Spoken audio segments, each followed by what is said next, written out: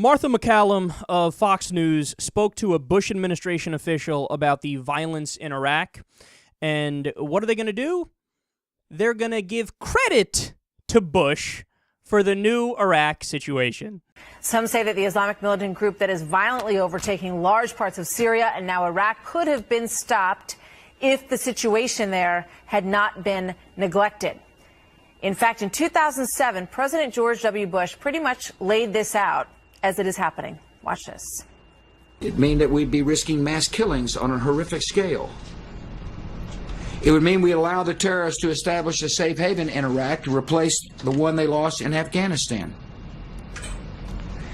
It would mean increasing the probability that American troops would have to return at some later date to confront an enemy that is even more dangerous. The fight in Iraq is part of a broader struggle that's unfolding across the region. Wow. Joining me now is Andy Card, former White House Chief of Staff for George W. Bush and the former acting dean at the Bush School at Texas A&M University. Andy, good morning. Good to have you here with us.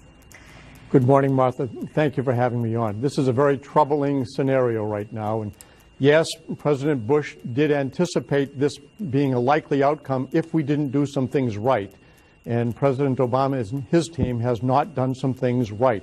But I think he was too anxious to abandon the successes in Iraq and potentially in Afghanistan and be saddled with problems that would affect America for a very long time. So not having a status forces agreement in Iraq is a horrible problem that President Obama is facing, and he created that problem. It wasn't created by President Bush. What he did in Syria by drawing a red line and then offering no challenge when the red line was crossed was another serious problem. That's where this group, the ISIS, got their empowerment, if you will, to create an Islamic state that would run from Syria into Baghdad, and that's what they're trying to do. Again, every single conservative and Republican that I've heard talk about this issue so far, they have embarrassed themselves on the issue of Syria and Iraq. Because what's the difference? They're saying, well, look, when President Obama didn't get involved in Syria, I mean, he gave a green light to ISIS to do whatever they want. Now they're going back into Iraq, and it's crazy. You should have done something in Syria.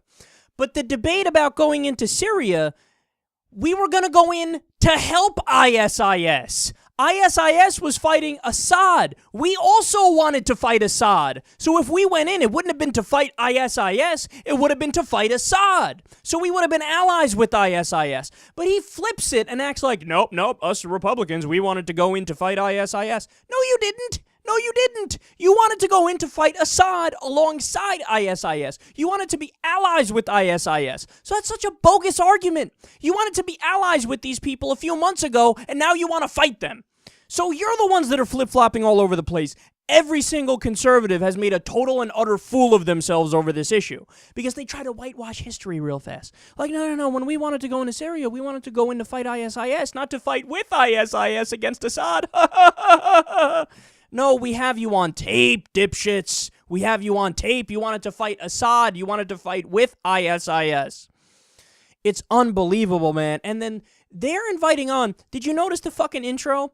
We would like to invite on from the George Bush Institute of George Bush Awesomeness. It's a Bush expert on Bushy Bush.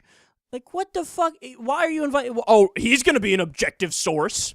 I mean, what the fuck, man? You might as well invite on George Bush's asshole hair trimmer to give advice on George Bush. I mean, obviously, the guy was paid by him for how long? He's obviously going to carry water for him. I mean, they don't even try to pretend to be objective on Fox News. It's so sad. And here we're dealing with a situation where Bush broke Iraq. Say what you want about Saddam Hussein. It would have never looked like this under him. There would have never been a Sunni extremist uprising when there was a secular Sunni in Saddam Hussein there who would have crushed any Al-Qaeda or ISIS factions. He was not a fan of the hardline Islamic fundamentalists, okay? He would have crushed them. So say what you want about him. But George W. Bush breaks Iraq by destabilizing the region and getting rid of Saddam Hussein, firing the government and bringing in a whole new government, stirring up the Sunni Shiite hatred again, and now he gets credit?